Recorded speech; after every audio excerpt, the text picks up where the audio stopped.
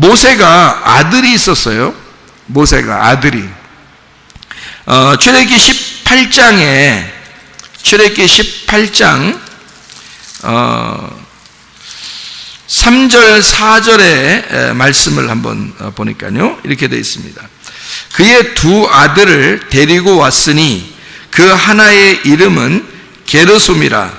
이는 모세가 이르기를 내가 이방에서 나그네가 되었다 하며, 하나의 이름은 엘리에셀이라. 이는 내 아버지의 하나님이 나를 도우사 바로의 칼에서 구원하셨다 함이더라. 이렇게 되어 있거든요.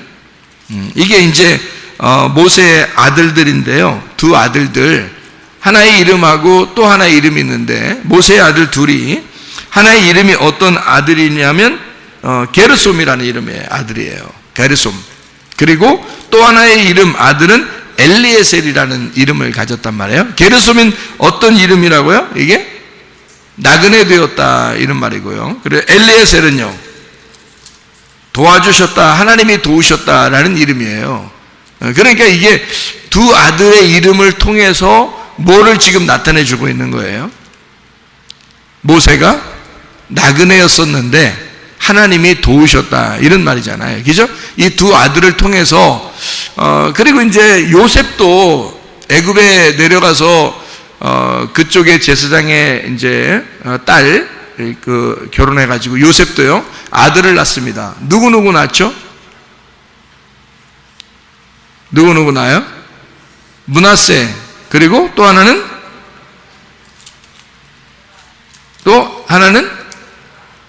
에브라임. 그러니까 므낫세와 에브라임을 낳아요. 므낫세가 무슨 이름이에요? 잊어버렸다는 의미예요. 이름이에요. 잊어버렸다. 에브라임이라는 이름은요, 열매를 맺는다, 풍성한 열매를 맺는다가 에브라임이에요. 그러니까 하나님이 나의 모든 과거를 잊어버리시고 그리고 내게 열매를 주셨다. 이게 이제 두 개 이름이, 그러니까 두 개 이름이 둘 다 참 좋은 이름이에요. 그러니까 더 좋은 이름은 에브라임이라는 이름이고, 조금 덜 좋은 이름은 므낫세라는 이름이에요. 근데 그러면 에브라임은 기분 좋겠지만 므낫세는 먼저 낳기 때문에 기분 나쁜 이름을 가졌다 이렇게 하면 이상하잖아요. 그죠? 그러니까 이 요셉이 아들의 두 이름을 이렇게 부르면서 하나는 므낫세, 하나는 에브라임 그런단 말이에요. 므낫세는 내가 나의 모든 과거를 잊어버리고 하나님이 나의 모든 죄를 씻으셨다 그 말이거든요. 그러니까 이게 므낫세라는 이름이 어떤 이름이겠어요? 잊어버렸다는 의미인데 이게 어떤 의미를 가지고 있겠냐고요. 하나님이 여러분을 막 기억해요? 뭘 기억 안 하고 그래요? 기억 안 해. 뭘 기억 안 해요? 우리의 죄를 기억 안 합니다. 하나님은 우리의 죄를 더 이상 기억하지 않겠다. 또 나의 모든 과거를 다 잊어버리겠다 그 말이거든요. 예수님 만나면 내 모든 과거를 다 이 좋은 말이에요, 안 좋은 말이에요? 좋은 말이에요. 그러니까 므낫세가 무슨 이름이냐면 한마디로 말하면 죄사함이라는 이름을 가진 이름이에요. 죄사함. 그게 므낫세라는 이름이에요. 그리고 또 하나 에브라임의 이름은요, 죄사함 받는 것이 곧 구원이라는 말이에요. 그러니까 열매를 맺는다.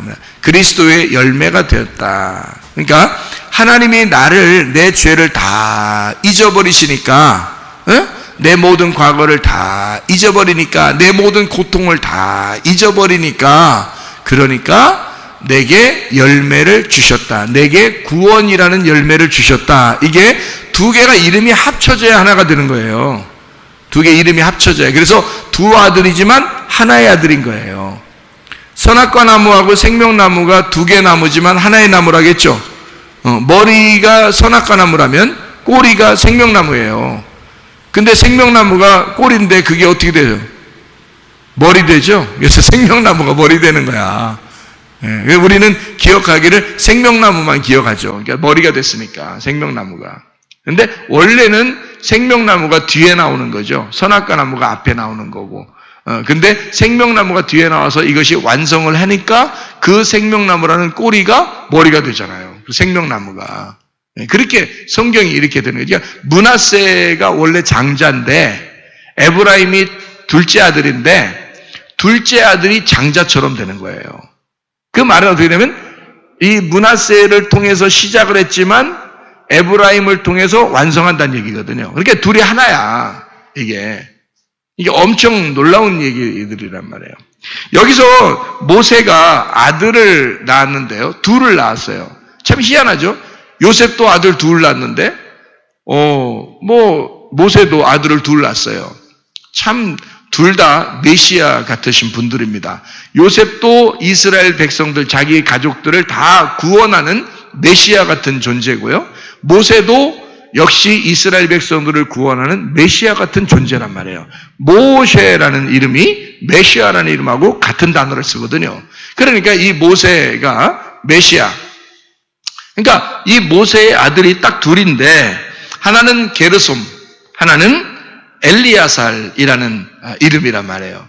그러니까 게르솜과 엘리야살은 어떻게 해요? 둘이 나누어져야 되겠어요? 둘이 같아져야 되겠어요? 같아져서 이해를 해야 된다는 거죠. 그러니까 게르솜은 이게 나그네가 되었다는 얘기고 엘리야살은 하나님이 도우셨다는 얘기가 됐어요. 그러니까 하나님이 내가 나그네인데 내가 인생의 나그네를 살고 있는데 내가 이방 땅에서 나그네로 살고 있는데 하나님이 나를 도우셨다 이렇게 되는 거죠. 그러니까 내가 나그네로 이 땅에 던져졌는데 여러분과 제가 다 인생의 나그네입니다. 이 땅에 사는 그 존재가 다 나그네예요. 우리는요. 그런데 하나님이 우리를 도우셨다. 그러니까 게르솜 엘르아살이란 말이에요. 그러니까 우리 인생들은 다 뭐라고요? 게르솜 엘르아살이란 말이죠. 우리는 나그네인데 하나님의 도우심이 있다 이런 말이죠. 그러니까 이렇게 하나님의 백성들이 하나님께서 우리를 이렇게 나그네 같은 우리 인생, 다시 말하면 모세를 통해서 이제 그 두 아들이 설명해 주죠. 이스라엘 백성들이 애굽에서 사실은 주인이 아니라 나그네거든요. 거기서도 모세가 그걸 똑같이 사는 거예요. 광야에서. 그게 훈련이야. 인생을 그렇게 살아본 사람이 그렇게 쓰임 받는 겁니다. 모세가 광야에 나오지 않았다면 모세가 나그네라는 걸 뭔지를 몰랐을 거예요. 그는 왕자로 자라났기 때문에 애굽에서 나그네가 뭔지를 몰랐을 거예요. 거지가 뭔지를 몰랐을 거라고요. 그런데 모세가 광야에 나와보니까 자기가 거진 거야. 광야로 나와보니까 자기가 나그네인 거야. 그리고 부인도 부인 같지가 않은 거야. 무서워. 막 좀 강해. 너무. 그래서 혼자 그냥 밖에서 사는 게 더 나을 것 같아. 밖에서 그냥 양들하고 같이 지내는 게 훨씬 더 나을 것 같은 그런 부인하고 살아. 자, 늘 외롭고 쓸쓸하고 처참하고 혼자 있는 것 같고 짓눌려 있는 사람 모세. 이렇게 살아보지 않았다면 그가 진짜 나그네가 무엇인지를 몰랐을 거예요.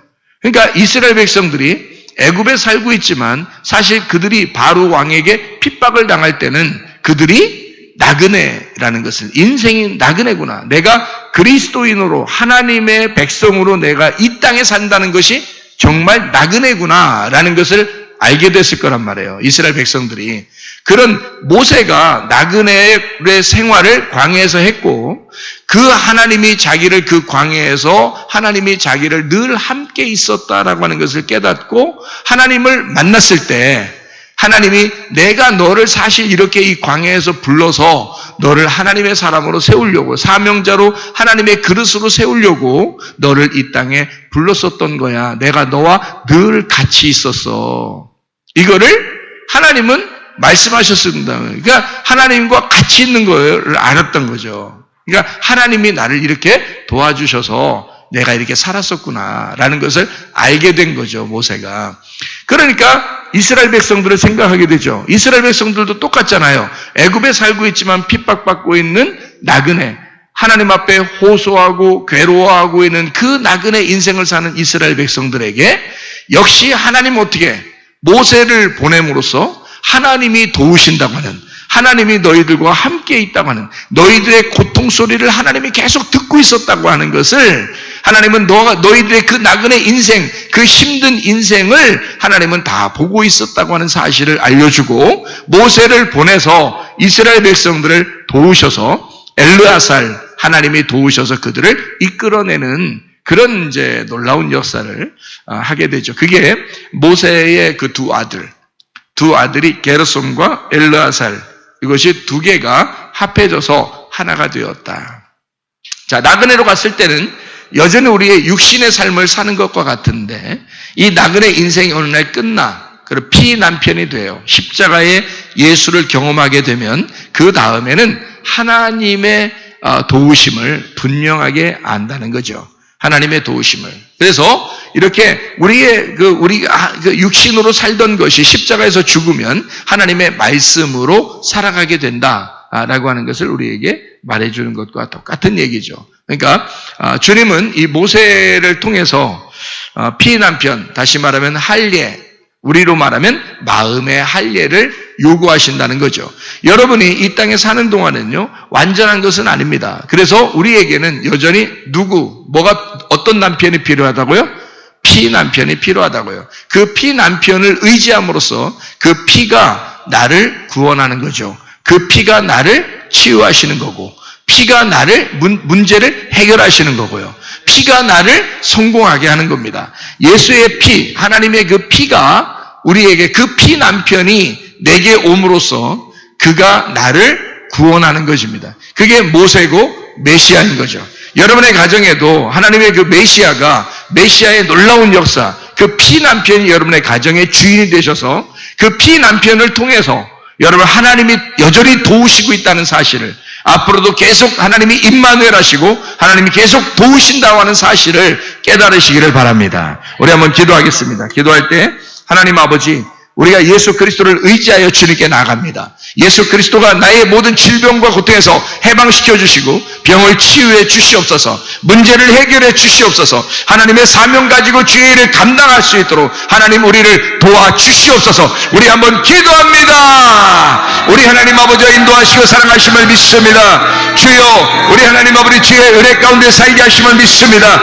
하나님의 도우심이 필요합니다. 하나님 엘르아살 되셔 우리 하나님께서 우리를 도우심이 우리에게 늘 필요합니다. 하나님 아버지의 나그네 같은 이 인생에서 하나님의 도우심으로 주님 우리와 동행하시고 인도하실 줄로 믿습니다. 주의 뜻대로 살다가 주님 만나게 도와주시고 피난편 되신 예수 그리스도를 의지하오니 주여 우리의 모든 질병과 대사방받게 하시며 가정 모든 문제를 해결되게 하시고 성령으로 기름 부으시고 예수의 축복이 넘치게 도와주시옵소서. 비염은 떠나갈지어다, 아토피 떠나갈지어다, 오이장병 떠나갈지어다, 어지럼증 사라질지어다, 두통은 사라질지어다, 류마티스 관절염 떠나갈지어다, 어깨 통증 사라질지어다, 허리 디스크 떠나갈지어다, 목 디스크 떠나갈지어다, 심장병 온전해질지어다, 각종 종의 암덩어리 떠나갈지어다, 감기 몸살 온전해질지어다, 협착증 사라질지어다, 건선피부 온전해질지어다, 이명은 사라질지어다, 자가면역 질환 온전해질지어다, 식도염 사라질지어다, 요런 녀석 떠나갈지어다, 전립선 온전해질지어다, 우울증, 불면증, 호황장애, 두려움, 불안, 초조 다 떠나갈지어다,